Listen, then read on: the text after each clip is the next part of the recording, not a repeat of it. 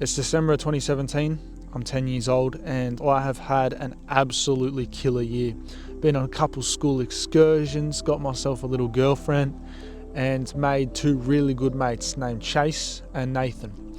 But unfortunately, the following year, Chase was going to be leaving Nathan and I to move to a different school. So the summer holidays roll around. Nathan and I say goodbye to Chase for good. And we hang out a couple of times, maybe 2 or 3 times throughout these set of holidays. But it gets to 2018, school finally goes back, and Nathan and I are put into different classes, which I don't really see to be an issue at first. We're still hanging out together at breaks. We're playing like this big game of bull rush with all the popular lads in our year. But it gets to a Monday afternoon in February, and I'm just sitting at my desk minding my own business during free time, when at the corner of my eye, I see the new kid named Crocker sit at the desk right across from me. Now, to give you a bit of context here, I didn't particularly like this kid, not because of anything he had done or said to me, but simply just because he hung out with the biggest snitches in our year group. So I had a bit of, ill will towards him. But nonetheless, he sets up across from me and he starts colouring in the sheet that he's got, right? And I would say no more than 30 seconds after sitting down, he turns to me and introduces himself. He says, "Hi, mate, my name's Jake Crocker. You're Luke, right?" And I say, yeah, that's me. I'm Luke. And he proceeds to ask me for my coloured pencils. Now, at the time, the first thought in my mind is, fuck this little c***, I don't like him. I'm not letting him use my shit. But then I sort of realised I don't actually have any reason to not like this kid. I'd never met him before. So I say, oh yeah, sure. So despite not liking him, I now let him use my coloured pencils.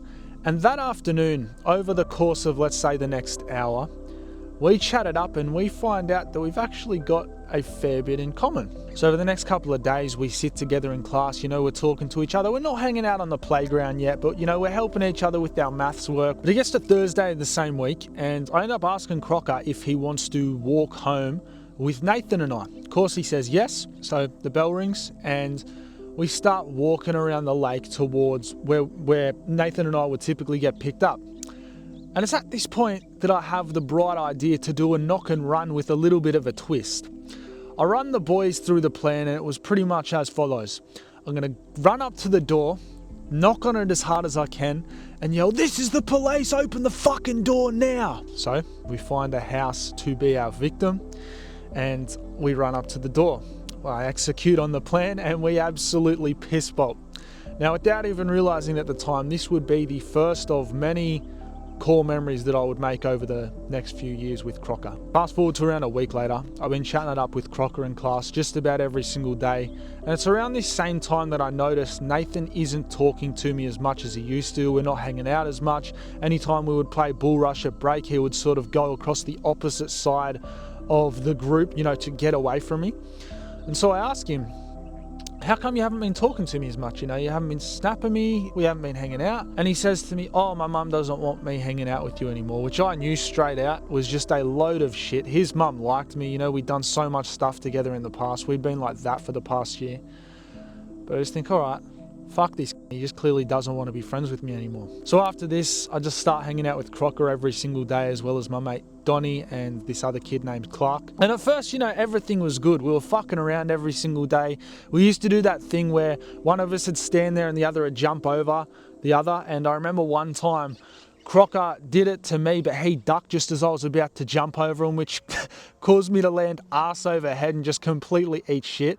All the boys were laughing, like they were pointing at me laughing whilst I was just laying there winded, like just struggling to breathe. And I was like, oh, fuck. But after a couple of weeks hanging out with Crocker, Donnie and Clark all together, it didn't really take long for us to start piling on insults, taking the piss out of each other. I'm sure if you grew up as a young man, you know what I'm talking about, just light little shit.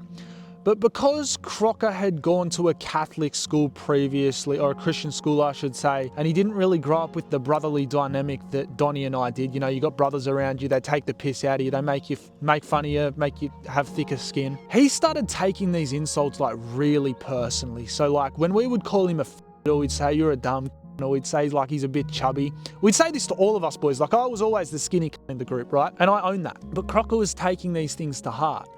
And he started to get like really frustrated. Like there'd be times where he'd say you're a and he'd get like really emotional, he'd start to go quiet, or he'd get really angry and walk away. So fast forward to one day in mid-April, me and the boys are all G'd the fuck up for the school excursion we're about to go on. And it was pretty much a full day of activities with this Aboriginal lady. You know, you're doing all this traditional Aboriginal art and activities. It was going to be a super fun day. We'll get back to the story in a minute, but first, let me tell you about Block, the all-in-one social media and website blocker designed for the very purpose of breaking your digital addictions. Its simple hold and block feature makes it easy to restrict access to all apps and websites that you waste time on, including those dirty corn websites. Unlike other screen time blockers, Block allows you to activate anywhere at any time. However, you can only unblock your phone by scanning the physical card, making doom scrolling at school or work for the day completely impossible. Since using Block, I've reduced my own screen time by over an hour every single day. Over the course of a year, that equates to 15 days of my life that I get back thanks to Block. And right now, Block are offering a free Block card to every single one of you who watch my channel when you sign up for a subscription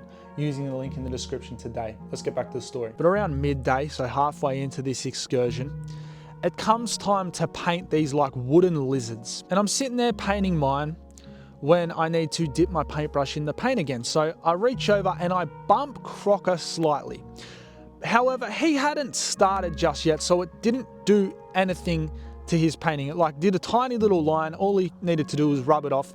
Anyhow, after I do this, he gets the shits with me and I say, don't be a sook, like you can just rub it off. So I start painting mine again, not thinking anything of it. I think, oh yeah, this is just gonna be a sook again. That's when he proceeds to dip his brush in the paint and smudge my entire fucking painting, like he fucks the whole thing. And that's when this smart little says to me, don't be a sook. So I get the shits with him naturally because my whole thing's fucked. He can still paint his, mine is beyond salvation. So that's when Donnie and I sort of start teaming up on him, saying, don't be a sook, don't be a sook. You know, like we're poking him and saying, don't be a sook, don't be a sook. Now, of course, we think it's like a friendly dynamic. We've been friends for like 3 months by this point, and we just think he's going to take it as the light joke that it is. Around half an hour later, we finish up painting these lizards, and we move on to the next activity, which is cooking Johnny cakes. So myself, Donnie, and Clark are surrounding this lady who's teaching us how to make Johnny cakes. When I look over to the chair nearby and I see Crocker just fucking bawling his eyes out. And that's when I give Donnie a nudge and I say, fuck, is he all right?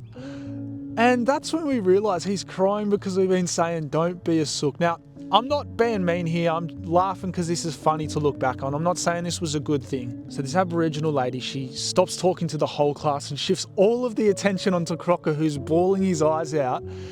And she asks my teacher, Mr. P, if he can just take over while she goes and talks to Crocker, right? So she does. And obviously he tells her that we have been, you know, saying to him, don't be a sook, don't be a sook. So shortly after this, she comes over to us and she says, you boys should be very ashamed of yourselves. Look, you've made your good mate cry. Go and say sorry. So to sum it up, me and the boys do end up apologising. I actually felt bad, bro, because I did not think that would make him cry, but it did, unfortunately. And we're all pretty much bestest of friends after this, you know. Crocker and I actually grow super close. Like, we're hanging out every single weekend, going to the skate park together, you know, watching movies together, going to each other's house. I would say we were closer mates than Donnie and Clark, but when Donnie, Clark and Crocker and I all got together, it was like we were all best of friends until it gets to late August. By this point, Donnie, Clark and I have been piling on the insults to Crocker, you know, telling him how chubby he is. And once again, we meant it as a light-hearted insult. I'd always get called the anorexic one or the skinny one because of how scrawny I was. But of course, Crocker being the 11-year-old boy that he was, not having really many males around him growing up, he takes it to heart and he starts to get super insulted by it, to the point where he no longer wants to hang out with us. He goes back to hanging out with these snitches I mentioned at the start of the video. We just don't really think anything of it, you know. We think he's a soft, he's a p***.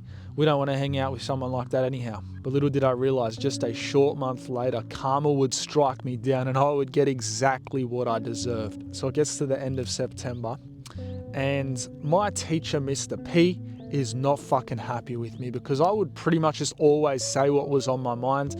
And that would often result in me getting in trouble or saying things that were insulting towards other people in my class. And that would often see me getting sent to detention, right? But anyhow, just before lunch on this particular day, he starts going in on me. He's getting angry in front of the whole class. He's interrogating people, asking me what I said, taking them into the back room, getting them to give him like a full list of events as to what I said. And I remember this one girl who just didn't like me makes up this crazy fucking lie that to this day I stand by was absolute bullshit. This never got said. But after this girl is done talking to Mr. P, he takes Donnie into the back room and explains the story to him. And he eats it up like a motherfucker. He comes out and he does not look happy. Around 5 minutes later, the bell rings and I go up and ask Donnie what was said. What was the thing that he told you or that she said? So he explains it to me. And I tell him, obviously that's not true. It's a load of shit. But him and Clark both say I'm a dog. They don't believe me and they're not hanging out with me anymore. So everyone else goes to break. But I'm just chilling by the bag racks, about to bawl my fucking eyes out. And I think, oh fuck bro, I can't go out to break. I don't want people to see me crying. So I grab my bag, I go into the indoor toilets and I lock myself in a stall. I get out my phone as the first few tears start to drip down my face. And I pull up my dad's contact. I call him up, put him on speaker. I'm just fucking bawling my eyes out at this point, thinking, my world is ending. I have no friends. I'm, 11-year-old kid, bro. That's the way you feel. And that's when I hear a very confused dad on the phone. Oh, what's going on, mate? Because obviously I'm in school. It's like 1 p.m. and his 11-year-old son's calling him. I was like, Dad, I have no friends. I've got no friends. Can you come and pick me up? None of my friends are friends with me anymore.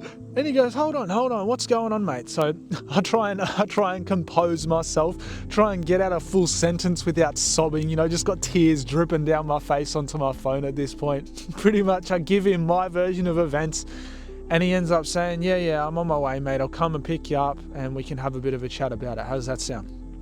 Cool.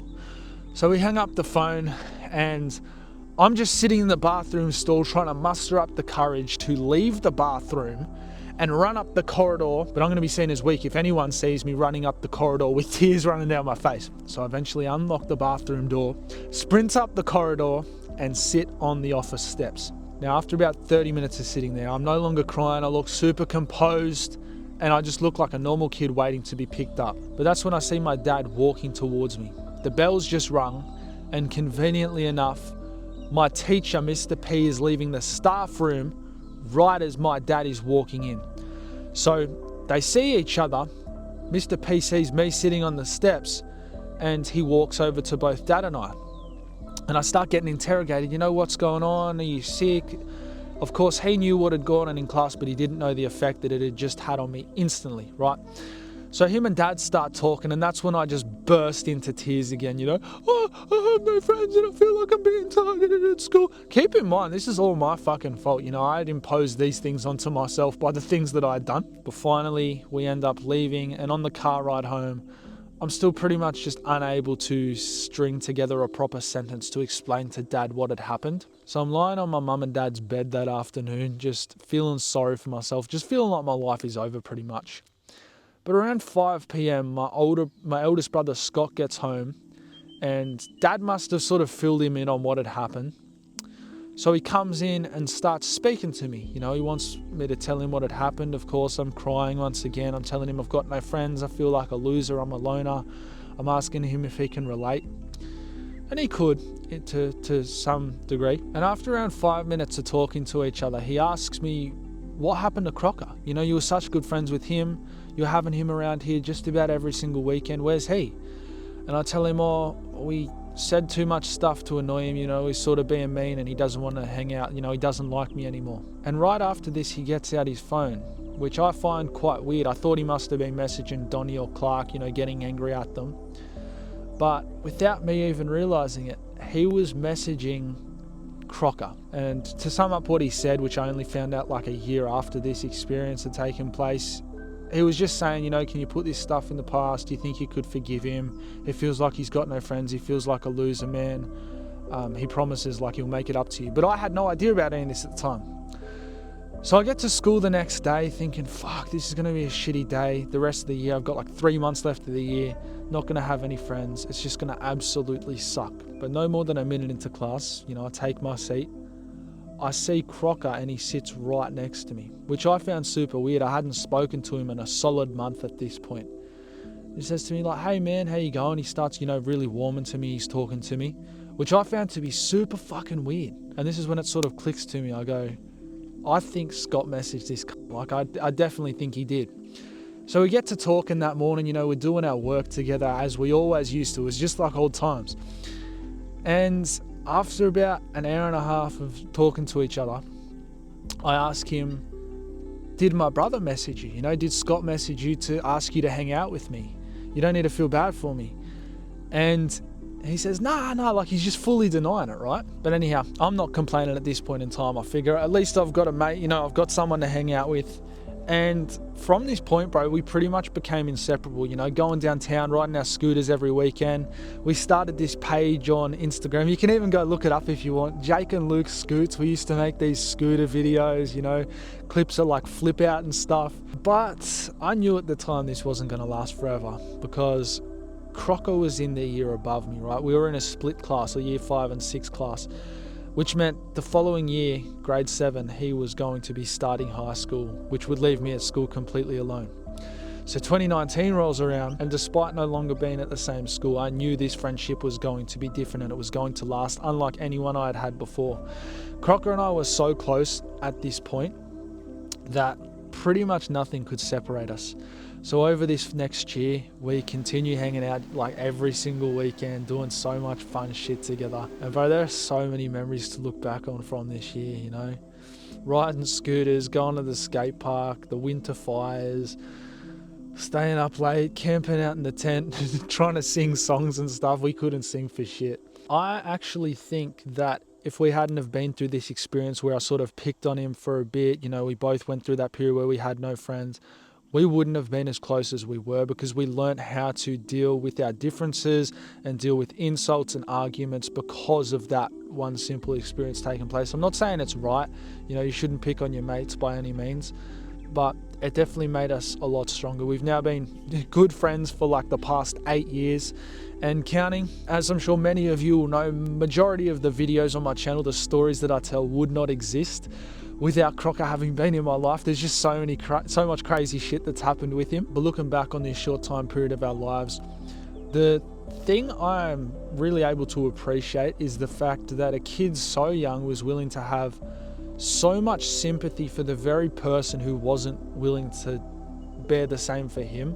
He's willing to be the bigger man, and despite all of the negative things that I'd said to him before, he was willing to forgive me and become my friend again. And that just showed his level of maturity at the time.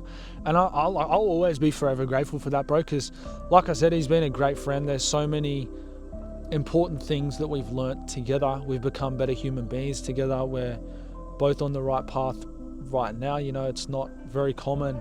You see people stay friends for this long and stay on the right path together. Usually one goes off the right track. Granted, we've had our experiences, but even though Crocker and I aren't as close as we used to be,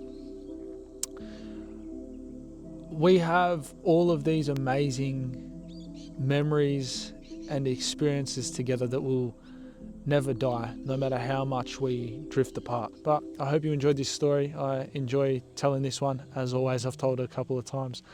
I'll see you in the next one. Hit the sub button, smash like, stay grinding, my G.